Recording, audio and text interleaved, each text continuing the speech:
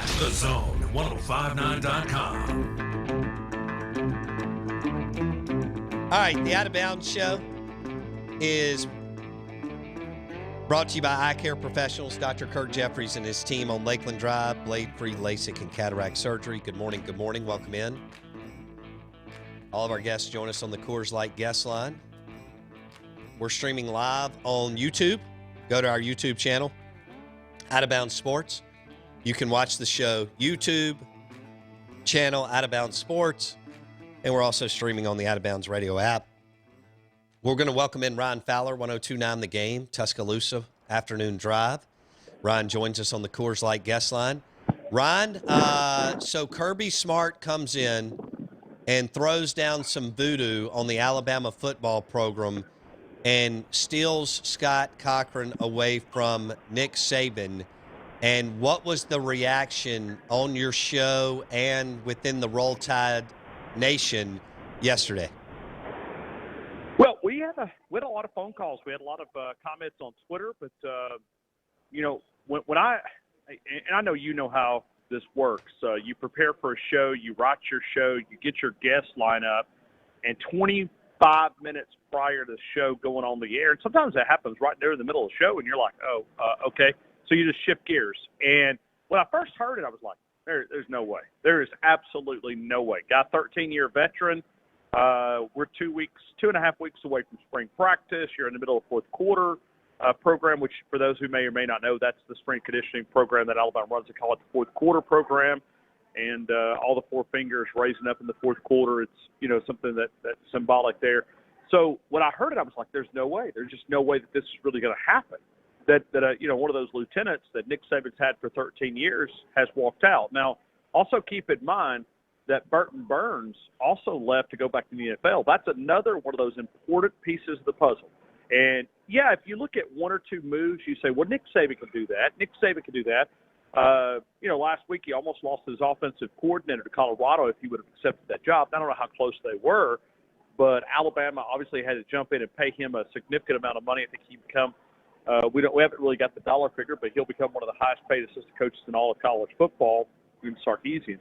So when you back up and you really think about it, Alabama's went through a lot of change. And, the one change that hasn't happened is the one change that's needed, and that's a defensive coordinator. Sure. So this is a little bit of a probably one of the most confusing off seasons I've been around here in Tuscaloosa. Okay, so to me, they are the most successful duo in the history of college football, Nick Saban and Scott Cochran. I think this is a devastating blow to Roll Tide, to Alabama. I think the dynasty's been over, but I think it's going to be very, very difficult for him to find one more. Obviously, the days of winning 5 in 9 years or whatever it was, Ryan, are long gone. He's the heartbeat of the program. Josh Jacobs called him the glue. People talked about he had the seniority to go and talk to Saban whenever he wanted about whatever he wanted to do. Not everybody on that staff has access to Saban like that. This could have, what kind of impact could this have on the program, Ryan? Well, I started, because of, being a show in Tuscaloosa, doing as long as I have, I built a lot of relationships with former players, and they come on my show. But many times when they're out in NFL land, they don't have a chance to cover the news maybe the way that they would like. I started getting text messages from players, former players, not current players, former players, and saying, is this really true? Is this really happening? Are you sure that this is really happening? And once I said it, I said, well, what's your reaction? And the thing that is, athletes have issues. Many times they are managed in-house. Let's just say that, you got a parent that, get a divorce, or you've got money situations, or you've got this, or you've got that. You got to have that, you could call it really a therapist, right, inside the building. Somebody that they battled with, that they can trust, that they can go to and say, hey, can you help me work this out? Can you help me talk through this problem? I remember, Jalen Hurts getting benched in that national championship game. That's a pretty challenging moment. That's a stressful moment. Scott Cochran was an asset to him to help him get through. And one of the things is they just did what they could control, and they just try to get better in strength conditioning, try to get, bigger, faster, stronger. Who's going to be that guy? Who's going to be that guy? I mean, Pete Golding on the hot seat, which has to be, right, as a defensive coordinator. You've got Sal Sensuri, which is good, but you've lost a lot of key pieces of that element.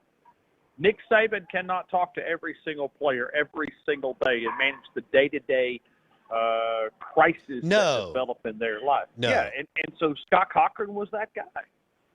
I just think, other than Kirby, this is a devastating. It's a big blow for the program. Ryan Fowler. I tried to explain that over here to some, and I see people that don't say that it's as much. And what that identifies for me is they're not, you'll see a lot of people that cover Alabama from a distance, from outside of the program, or just really never go to the press conferences from media perspectives. And I see articles, I'm thinking, man, you really don't have a grasp of the program. This guy's the guy that can be with you more hours than the assistant coaches, and you're losing a key piece of that puzzle. Ryan Fowler, tied 109, afternoon drive in T-Town, talking Scott Cochran defecting, leaving. Nick Saban at the altar to go to the protege, Kirby Smart. Georgia goes to Tuscaloosa September 19th. Cochran will now be an on-the-field coach, special teams coordinator. Why didn't Ryan, let's be honest. All these position coaches around college football, it's not like all of them have to be just super, super, super duper through the roof, smart, sharp, and so on. Scott Cochran had obviously had a heck of a resume. Why did Saban not feel like he was capable or ready to coach on the field? Well, it's not like Alabama special teams could get any worse, right? Think about the kickers that we've had here. Think about punting. Yeah, we had J.K. Scott, but other than that, it's really been a disaster. You had a scholarship kicker that couldn't kick. I'm sitting at the Embassy Suites. He couldn't kick to the elevator, which is about 10 yards. We had a scholarship kicker that, if you look at his career punts in Tuscaloosa, it's less than 20 yards average. I'm not making that up. That's a college punter. It's not like that could got any worse. Now, it just, and I wonder. Now, let me also take the other advantages for a minute. Scott Cochran is no doubt one of the best strength conditioning coaches. But have you ever been around one of these motivation yellers? Like they come to your town, they set up a seminar, you pay $79, you go in and they yell at you and they try to motivate you to do better in business or sales or whatever. So that's what Scott Cochran really is. He doesn't combine. The science part is done by Jeff Allen and some of the others that are inside that department. He's more of the motivator. He's the guy that's 108 degrees and he's yelling and screaming, for you to lift more weights.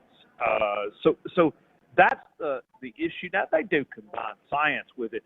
But I wonder if Nick Saban, because the game has changed, like Terrence Cody and Jesse Williams and those type of players, what role would they have now currently? Yeah, they would clog the middle, but I think this game has changed so much in the last, let's just say 5 years. Sure. That, you look at a guy like Dante Hightower. Would he be a middle linebacker having to cover an open space in 2020 now? No. Would Mark Barron be a safety? You start looking at these different. You better get on some wheels, Ryan, and you better be able to fly. I've got 45 seconds. What's the riff like between Nick Saban and Kirby Smart? What's the relationship like?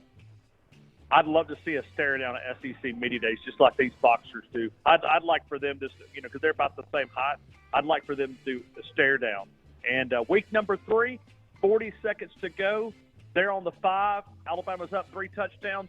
Look for them to run it in. You'll see the Nick Saban petty that we've always kind of known that's there. Ryan Fowler, tied 109, afternoon drive on the Coors Light guest line. We'll do it again soon, Ryan. Thank you, buddy. All right, roll tide, man. Ryan Fowler on the Out of Bounds Show, ESPN 105.9 The Zone. I don't think that they'll be exchanging birthday or anniversary text messages. Nick Saban and Kirby Smart. More SEC football on the way.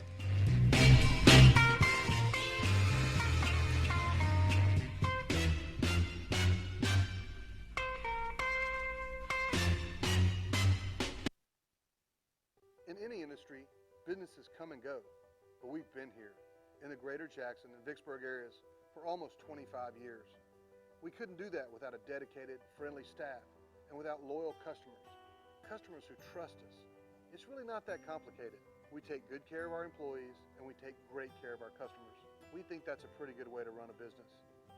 I'm Nick Fulton, and our business is USA Pawn.